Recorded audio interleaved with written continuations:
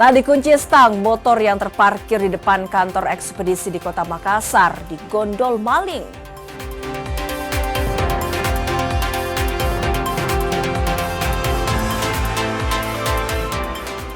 Tim SAR evakuasi mahasiswa yang terjebak dalam goa. Evakuasi berlangsung dramatis melalui tebing setinggi 25 meter.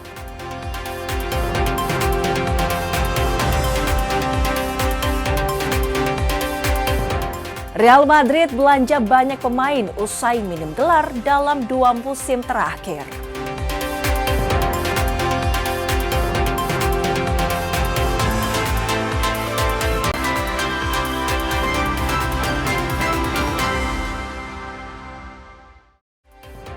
Selamat pagi saudara, Anda menyaksikan Kompas Pagi di Kompas TV, independen terpercaya.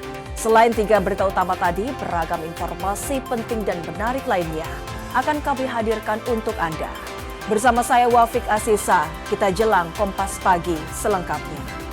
Saudara, aksi pencurian sepeda motor di Makassar, Sulawesi Selatan terekam CCTV. Pelaku yang beraksi seorang diri membawa kabur motor yang tidak terkunci stang dengan cara didorong. Rekaman kamera pengawas atau CCTV ini memperlihatkan aksi pencurian sepeda motor di depan kantor ekspedisi di Jalan Rege 2, Kecamatan Talo, Makassar pada 25 Juli 2026 dini hari. Pelaku dengan mudah membawa kabur motor yang tidak terkunci stang dengan cara didorong. Akibat pencurian ini, korban alami kerugian puluhan juta rupiah. Kejadian itu jam 4:40. Hari apa? Di hari Minggu, Pak. Minggu dini hari berarti ya? Iya, Minggu dini hari. Itu bagaimana caranya bisa hilang motor itu? Caranya itu pada saat kami semua ini selesai menyortir paket di jam 1. Ya, setelah itu kami semua kecapean dan tertidur. Dan di jam 4:30-an dia datang dari ujung sendiri pakai helm. Dia berdiri di sini kurang lebih 10 menit. Dan setelah dia lihat tidak ada orang, dia langsung melancarkan aksinya. Kasus pencurian sepeda motor ini telah dilaporkan ke Polsek Talo dan dalam penyelidikan pihak kepolisian. Arif Tirtada, Kompas TV Makassar, Sulawesi Selatan. Saudara, aksi pembalakan liar di kawasan hutan lindung di Kabupaten Buton Selatan berhasil digagalkan polisi. 5 warga ditangkap dan ratusan batang kayu jati disita sebagai barang bukti. Tim Unit Reaksi Cepat Satreskrim Polres Buton bersama Unit Reskrim Polsek Sampolawa mendatangi kawasan hutan lindung di Desa Handea, Kecamatan Sampolawa, Kabupaten Buton Selatan. Mereka menerima laporan dugaan penebangan kayu ilegal di kawasan hutan lindung. Polisi menemukan batang kayu diduga hasil penebangan liar. Polisi juga menyita 2 unit mesin penebang pohon serta 1 unit truk yang diduga digunakan untuk mengangkut kayu hasil penebangan. Polisi juga menahan 5 orang yang terlibat dalam penebangan ini. Barang bukti ini sudah ratusan batang yang telah ditampung di tempat ini. Ya, alhamdulillah semua pelaku sebanyak 5 orang sudah kami amankan dan saat ini kami bawa di Polres Buton untuk melakukan pemeriksaan. Barang bukti ratusan batang kayu, mesin pemotong dan 1 unit truk dibawa ke Polres Buton. Sementara 5 pelaku jalani pemeriksaan lebih lanjut. Devrianto Neke, Kompas TV Buton Selatan, Sulawesi Tenggara. Polisi masih mengejar terduga pelaku penganiayaan satu keluarga di Kelurahan Duyu, Palu. Kejadian pada Minggu malam ini menyebabkan ayah dan anak balita meninggal dunia, sementara sang ibu masih menjalani perawatan intensif. Tim Jatan Ras Reskrim Polresta Palu masih terus melakukan pengejaran terhadap terduga pelaku penganiayaan satu keluarga di Kelurahan Duyu. Identitas terduga pelaku kini sudah dikantongi petugas. Akibat peristiwa pada Minggu malam tersebut, sang ayah dan anaknya yang masih berusia 2 tahun meninggal dunia. Sementara istrinya saat ini masih dirawat intensif di Rumah Sakit Bayangkara Palu. Setelah kejadian, polisi langsung melakukan olah TKP dan memeriksa sejumlah saksi, di antaranya tetangga korban, serta pemilik usaha pemotongan ayam tempat korban dan pelaku bekerja. Kasat Reskrim Polresta Palu AKP Ismail Bobi bilang, antara korban dan pelaku merupakan rekan kerja di tempat pemotongan ayam. Hubungan keluarga tidak ada, hanya sama karyawan ya. Berarti tempat dia sama-sama kerja di pemotongan ayam itu. Kondisi korban selain ada yang meninggal, itu ada yang kritis, itu seperti apa sekarang? Untuk istrinya korban, saudara Jamil, laki Jamil, itu sampai sekarang dari tadi malam itu dilakukan perawatan intensif di Rumah Sakit Bayangkara. Pihak kepolisian masih mendalami motif kasus tersebut, serta mengimbau warga agar segera melapor jika mengetahui keberadaan terduga pelaku. Tim Liputan, Kompas TV, Palu, Sulawesi Tengah. Saudara, Kejaksaan Negeri Jayawijaya menyita dana sebesar 18,2 miliar rupiah dari korupsi dana kampung. Dari kasus korupsi itu, 9 orang ditetapkan tersangka. Kejaksaan Negeri Jayawijaya di Provinsi Papua Pegunungan mengeksekusi pengembalian uang negara senilai 18,2 miliar rupiah, tindak pidana korupsi penyalahgunaan pengelolaan dana desa dan alokasi dana desa Kabupaten Lanijaya tahun anggaran 2022-2024.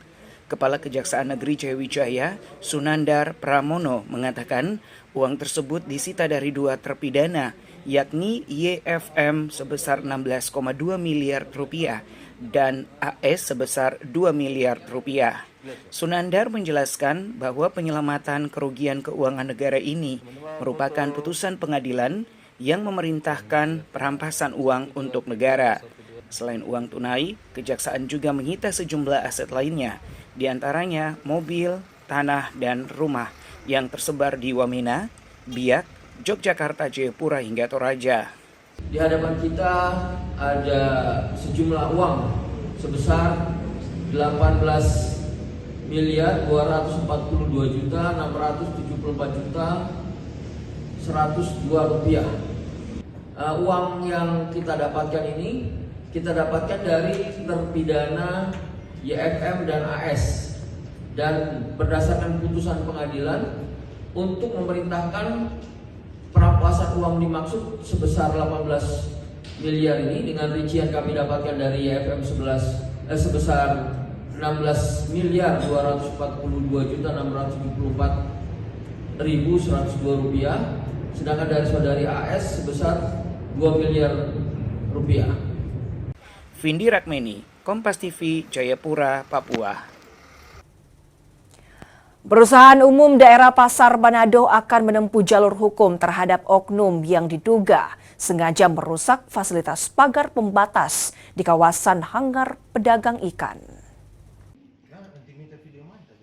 Direktur Utama Perumda Pasar Manado Luki Senduk menegaskan, tindakan perusakan tersebut merupakan pelanggaran terhadap aset milik pemerintah daerah dan pihaknya akan menempuh jalur hukum. Menurut Luki Senduk, aksi perusakan pagar pembatas itu bukan kali pertama terjadi. Sebelumnya fasilitas yang sama juga sempat dirusak saat berlangsung aksi protes yang dilakukan oleh sejumlah pedagang ikan. Pembangunan pagar pembatas di hanggar pedagang ikan bukan bertujuan menyulitkan aktivitas para pedagang, namun merupakan bagian dari tata kelola pasar yang lebih baik sehingga kawasan hanggar pedagang ikan terlihat rapih dan menghadirkan kenyamanan bagi pedagang maupun masyarakat yang berbelanja. Terima kasih rekan-rekan media yang sore hari ini bersama kami. Pertama-tama tentunya kami sangat menyesali ada tindakan anarkis di Pasar Bersahati. Kami sebenarnya menerima semua masukan. Silakan menyampaikan aspirasi, kita kaji bersama, kita perbaiki bersama, kita buat Pasar Bersahati lebih baik lagi. Tapi yang terjadi tadi sore, selesai teman-teman pedagang, sebagian besar juga bukan pedagang yang ikut demo saya lihat, itu selesai melakukan aksi, langsung melakukan pengerusakan di Pasar Bersati. Dan kami melakukan tindakan yaitu pelaporan ke Polresta Manado. Pihak Perumda Pasar Manado berharap dengan adanya laporan resmi ke polisi ini akan memberikan efek jerah bagi oknum-oknum yang tidak bertanggung jawab. Jimmy Dapar, Kompas TV Manado, Sulawesi Utara. Pasca pengerusakan fasilitas pagar pembatas, aktivitas di pasar tradisional Bersahati Kota Manado kembali berjalan normal. Aktivitas di Pasar Bersahati Manado khususnya di lokasi penjualan ikan kembali normal pasca insiden unjuk rasa yang berujung pada kericuhan dan perusakan fasilitas oleh kelompok pendemo pada Senin 27 Juli 2026. Dari pantauan Kompas TV di lapangan, situasi Pasar Bersahati pada Selasa pagi telah berlangsung normal. Aktivitas jual beli antara pedagang dan pembeli telah berjalan normal. Para pedagang mengatakan meski situasi pasar sempat memanas pada Senin sore, namun pedagang ikan tetap berjualan demi memenuhi kebutuhan makan sehari-hari. Sekarang ini Pak, orang masih boleh dan belum terlalu stabil. Boleh jodang. Jadi mulai berjualan belum buat. Iya Pak, karena orang kasih kau nyana berjualan nyana mendapat doi kasih Pak. Tetapi apa keadaan apa tetap orang mesti berjual karena apa orang mencari doi kasih makan kasih yang cari doi makan dan orang di istilah Pak. Orang kalau nyanda demo Pak nyanda bagi tapi orang masih ini pasar masih belum stabil dan. Belum apa rantai ini pasar karena masih lagi-lagi ada sebentar lagi ada apa ini pasar. Orang masih berjual masih takut-takut nih mau jual Pak. Karena masih demo kalamaring toh. Katanya mau demo kalamaring Pak, mungkin orang bawa begini kasihan Pak. Orang juga kasihan di pedagang ada hak orang ini pasar mau demo. Cuma sampai masuk Bapak dirut. Kalau memang Pak ini kan peduli yang orang di pasar. Tata dengan bagus orang, kasih atur dengan bagus supaya dan kesan pedagang juga bagus mau jual. Sementara terkait insiden penganiayaan dan pengerusakan, pihak PD Pasar telah membuat laporan polisi di Polresta Manado. Jimmy Dapar, Kompas TV Manado, Sulawesi Utara. Sesaat lagi saudara, 6 mahasiswa KKN Universitas Hasanuddin dievakuasi tim SAR gabungan setelah terjebak di dalam goa. Informasinya akan kami hadirkan usai jeda berikut ini.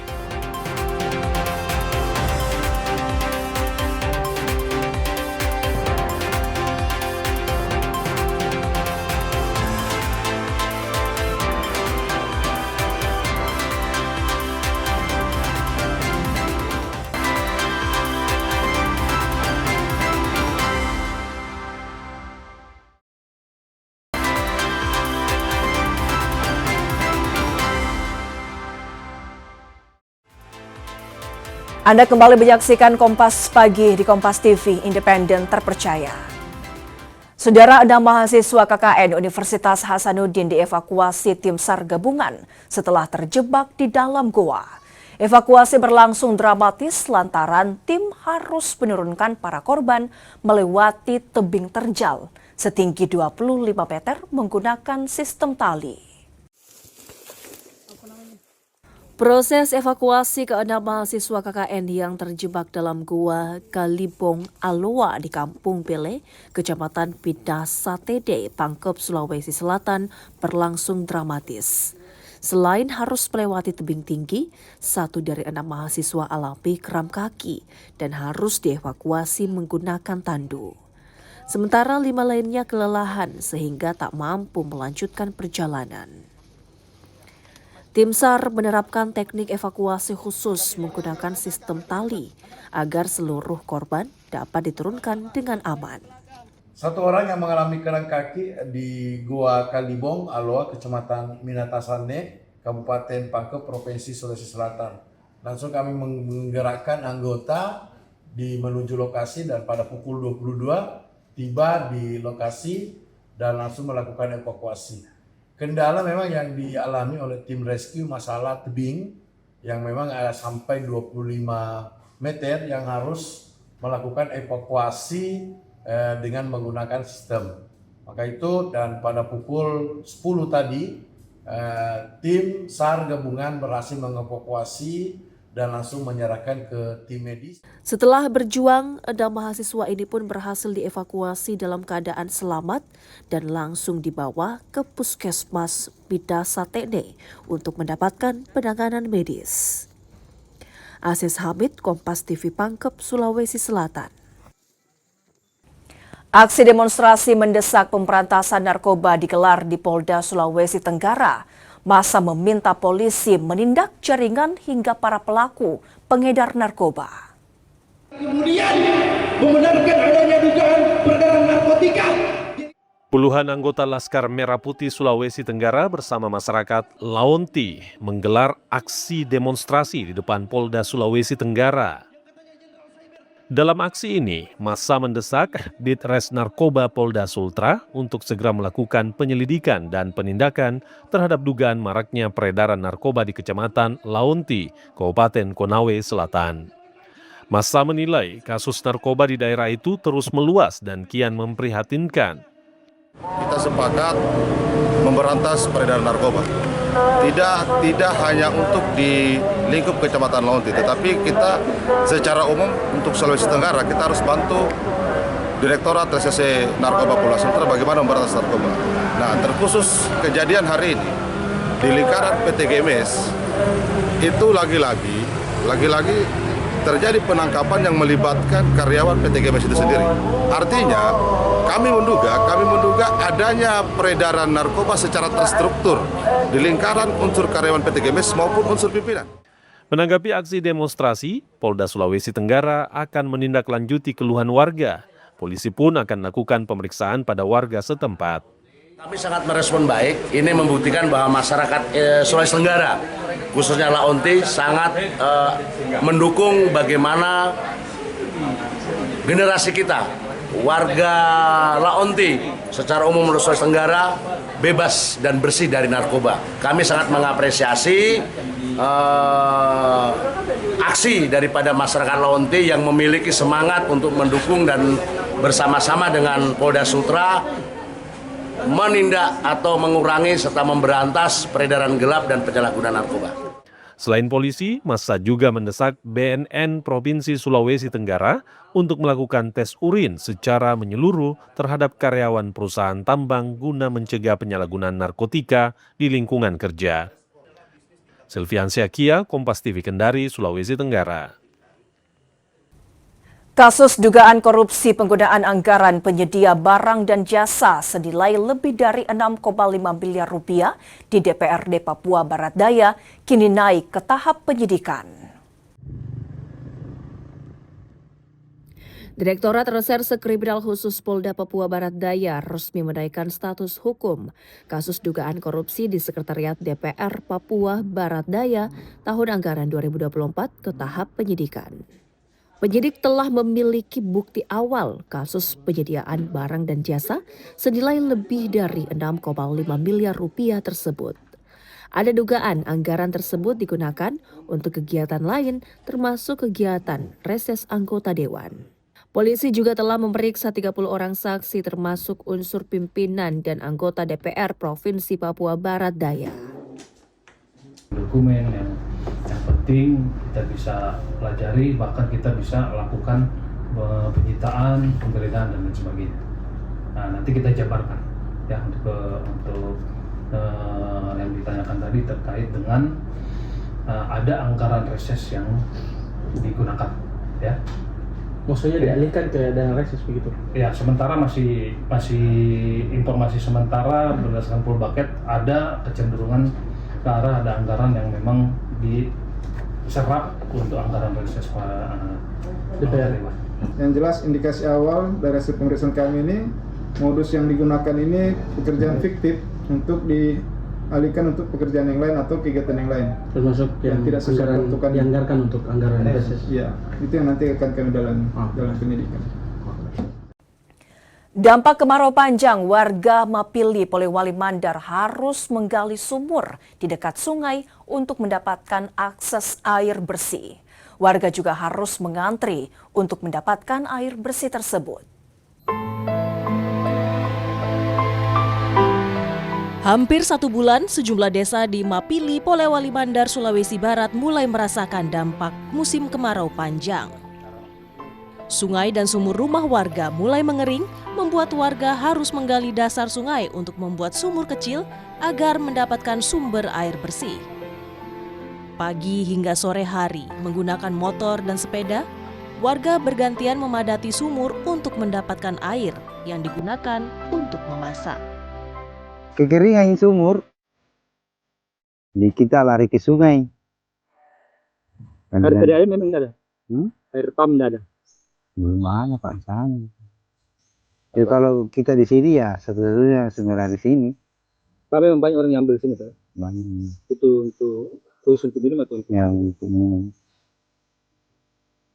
Selain untuk kebutuhan memasak, warga juga menggunakan air sungai untuk mandi dan mencuci. Edwin Arwan Pitu, Kompas TV, Polewali Mandar, Sulawesi Barat. Petani kampung Amunkai di Ambang gagal panen pada musim tanam kedua tahun 2026. Pasalnya, saluran irigasi yang mengering, dampak kemarau mengakibatkan petani tak dapat memasok air untuk tanaman padi mereka. Kemarau yang melanda sejak bulan Mei 2026 lalu mulai berdampak pada tanaman padi petani di sejumlah tempat di Merauke. Kampung Amunkai, Distrik Tanah Miring, Merauke menjadi salah satu kampung yang terdampak. Sejumlah petani yang temui memastikan tak dapat melakukan panen padi pada musim tanam 2 tahun ini.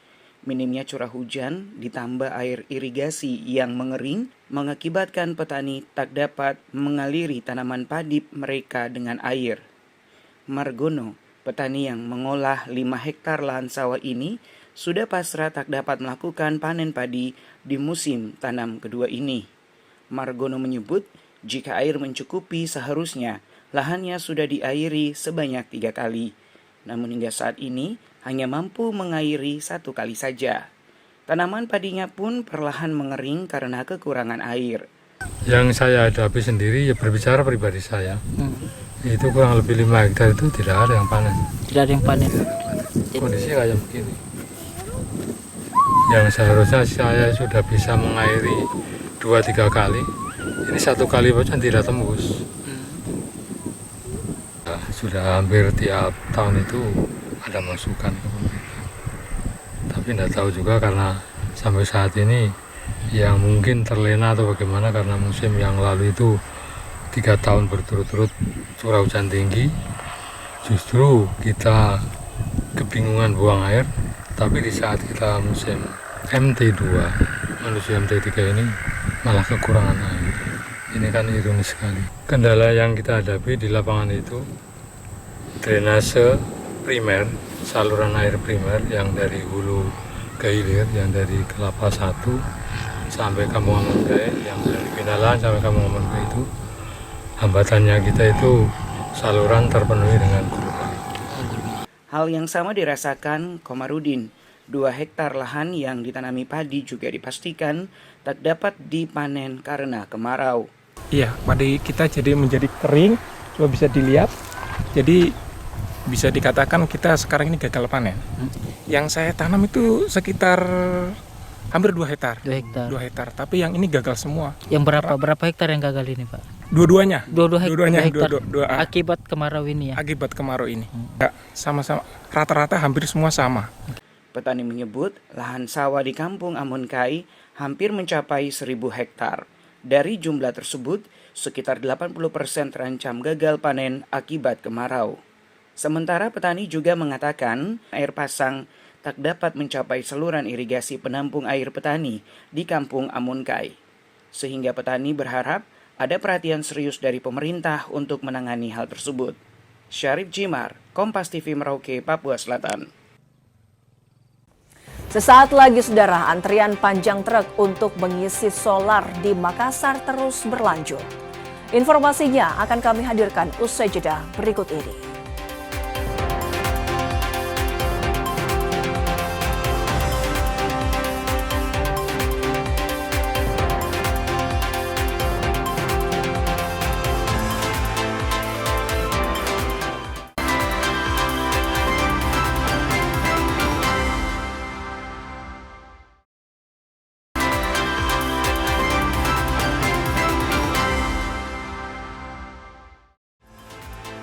Terima kasih Anda kembali menyaksikan Kompas Pagi di Kompas TV, independen terpercaya.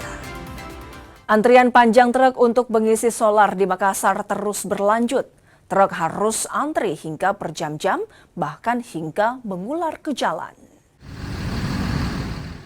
Perjuangan sopir truk untuk mendapatkan BBM jenis solar di Makassar, Sulawesi Selatan tak kunjung usai. Mereka tetap harus berjibaku demi mendapatkan BBM bersubsidi itu. Di SPBU di Jalan Perintis Kemerdekaan Makassar misalnya, demi solar sopir harus mengantre hingga berjam-jam. Panjangnya antrean bahkan hingga mengular ke jalan. Ini bukan kali pertama sopir truk berjuang lebih untuk solar. Hampir setiap hari, para sopir terpaksa antre demi solar. Pak Iwan, Pak, ini kita lagi antri solar atau apa ini, Pak? Antri solar ini, Pak. Berapa jam nih antri solar? Ada 4 jam ini. Oh, 4 jam gini? Iya. Terus bagaimana memang dengan solar, Pak? Apa memang susah kita dapat atau bagaimana? Susah memang didapat, Pak. Nggak tahu ini bagaimana, susah sekali solar. Sudah berapa hari ini begini terus. Antri terus, Pak? Iya, mulai juga Makassar juga, jadi Ponti juga begitu juga. Di mana-mana, Pak. Oh, biar di daerah juga, Pak? Iya, nggak tahu bagaimana ini solar di mana, lari kemana. Terus rencana kita bawa apa ini, Pak? Maksudnya bahan apa kita bawa? Kita bawa ini jagung, Pak. Kau bawa jagung? Iya. Terus ini kan kita mengantar jagung dan belum ada solar. Apa ketakutan tak kalau mungkin lama diantar ini jagung atau apakah busuk atau? Susah jagung, Pak. Kalau lama baru dapat solar toh. Iya. Karena barang basah toh. Iya. Antrean solar ini mengganggu distribusi barang. Para sopir pun mengeluh. Namun tak punya pilihan, harus antri setiap hari. Rama Pertama, Kompas TV Makassar, Sulawesi Selatan. Anggota Ombudsman Republik Indonesia lakukan tinjauan langsung terhadap pelaksanaan program makan bergizi gratis. Ada 2 sekolah yang ditinjau, SMP Negeri 6 dan SD Negeri 10 Kota Ambon. Memastikan jumlah penerima manfaat dan kelancaran penyaluran program makan bergizi gratis, anggota Ombudsman RI Fikri Yasin meninjau pelaksanaan MBG di SMP Negeri 6 dan SD Negeri 2 Kota Ambon. Dalam kunjungan kerja tersebut, Fikri mengatakan pihaknya masih menemukan beberapa catatan masalah, yakni jumlah SPPG yang belum tersebar merata hingga ke sebagian kecamatan di Kota Ambon. Akibatnya pelayanan bagi penerima manfaat belum bisa berjalan secara maksimal.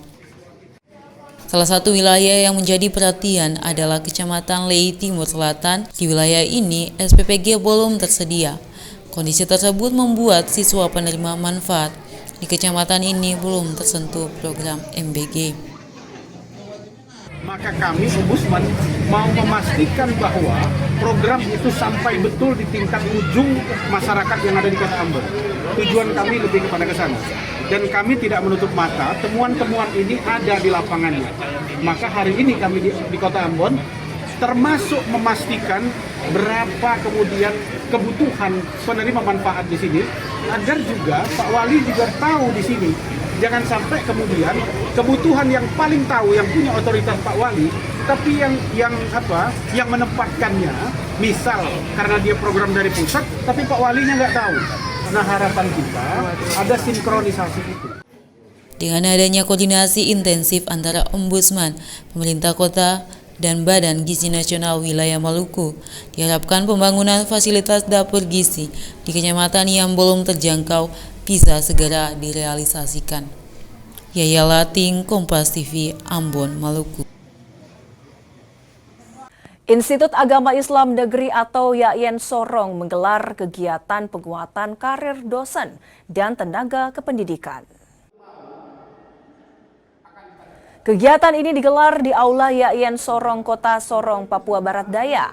Diharapkan mampu meningkatkan profesionalisme dosen, khususnya dalam mempersiapkan kenaikan jabatan fungsional. Melalui kegiatan penguatan karir ini, diharapkan semakin banyak dosen yang mampu meraih jabatan fungsional lebih tinggi, hingga kualitas pendidikan tinggi dan daya saing perguruan tinggi di Papua Barat Daya terus meningkat.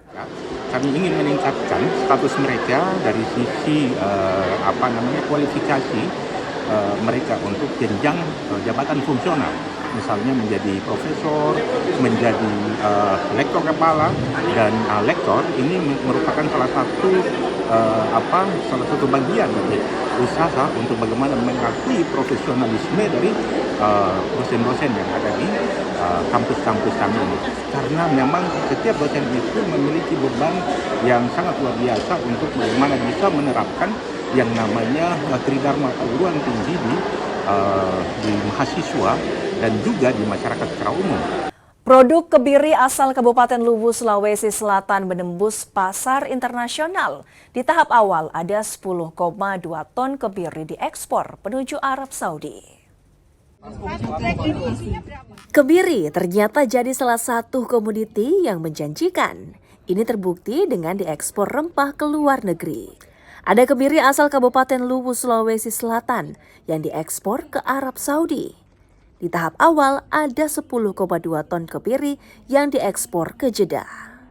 Pelepasan ekspor dihadiri Wakil Gubernur dan Kepala Perwakilan Bank Indonesia Sulawesi Selatan, Wakil Gubernur Sulsel Fatmawati Rusdi menilai keberhasilan ini menunjukkan pembinaan atau pendampingan UMKM mampu meningkatkan daya saing hingga memperluas akses pasar.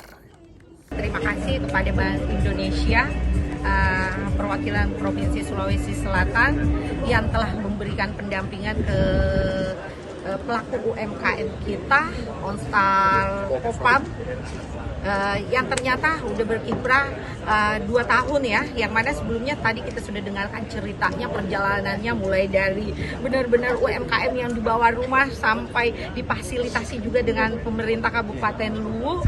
Dan ini adalah bukti bahwa sinergitas antara pelaku usaha, pemerintah, dan stakeholder lainnya untuk Sulawesi Selatan tentu ini membanggakan. Dan kita hari ini menyaksikan pelepasan ekspor ini, kita berharap ini mampu memotivasi kepada para pelaku UMKM kita untuk terus belajar dan meningkatkan kapasitasnya sehingga bisa tembus ke pasar internasional. Ini adalah seremoni pelepasan ekspor ya dari UMKM binaan kita, yaitu Onstar Pop Farm. UMKM ini mengekspor 10,2 juta ton, ya. 10,2 ton ya, 10,2 ton ke Arab Saudi. Nah, ini merupakan pengiriman yang kedua, yang sebelumnya di awal tahun, ya, dan dari total komitmen sebesar 80 ton. Jadi ini baru seperempatnya. Ekspor kebiri hasil UMKM ini ditargetkan mencapai 80 ton. Akan berlangsung dalam kurun waktu 2 tahun. Nila Rustam, Kompas TV Makassar, Sulawesi Selatan.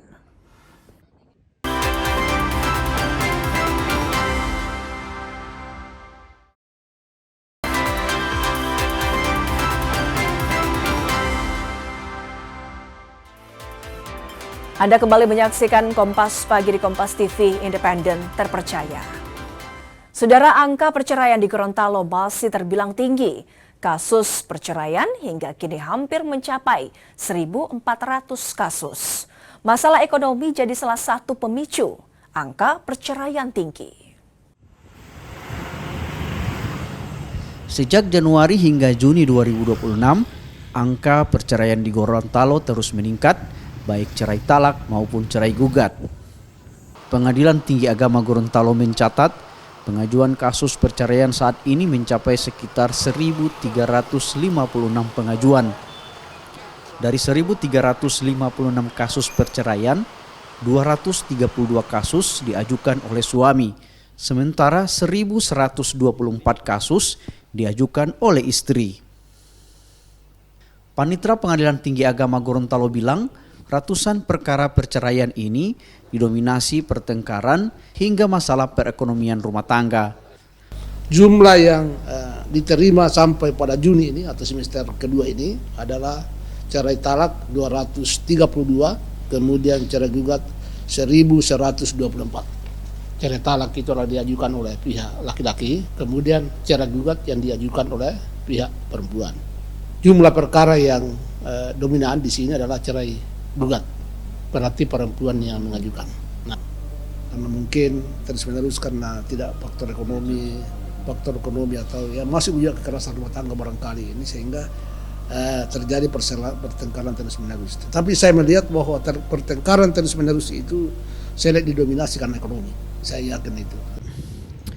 Pengadilan Tinggi Agama Gorontalo berharap masalah perkara rumah tangga yang berujung pengajuan perceraian dapat berkurang dan diselesaikan secara mediasi maupun kekeluargaan.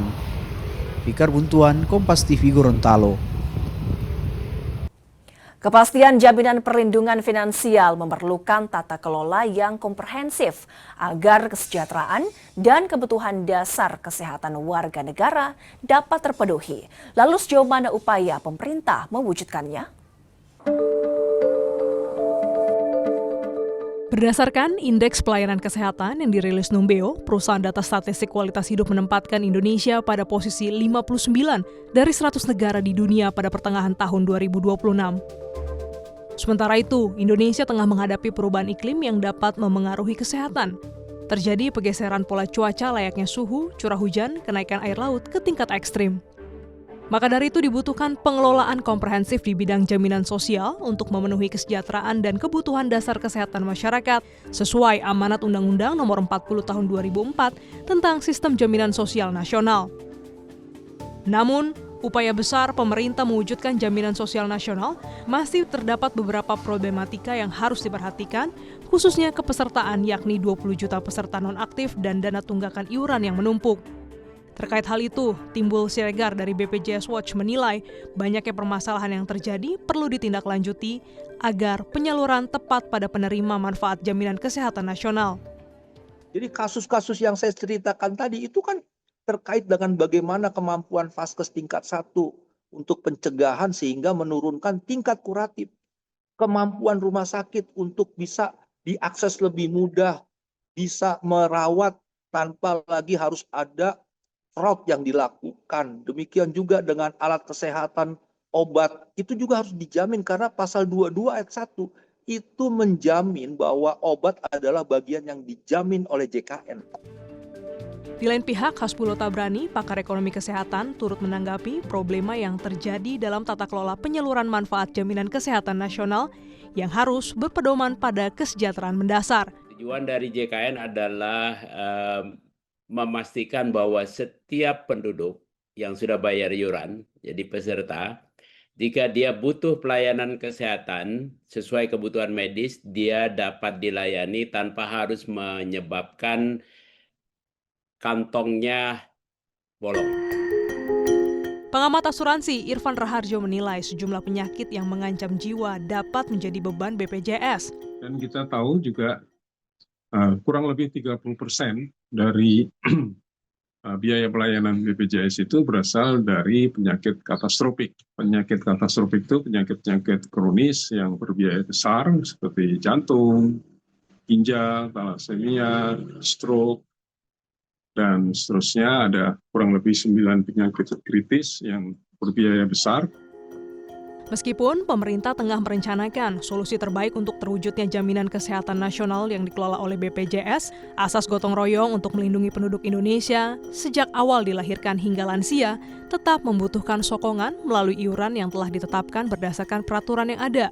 Jadi memang kalau kita bisa asumsikan bahwa 9 dari 10 peserta BPJS Kesehatan itu merasa puas gitu ya. Tentu saja dalam hal ini kita sebagai suatu badan ya untuk penyelenggarakan pelayanan publik, tentu saja pasti harus ada perbaikan-perbaikan. Tren program jaminan kesehatan nasional terus menunjukkan pertumbuhan dalam 3 tahun terakhir. Jumlah peserta meningkat secara konsisten, dari 260 juta jiwa pada 2023 menjadi 278,1 jiwa dan mencapai 282,7 juta jiwa pada 2025.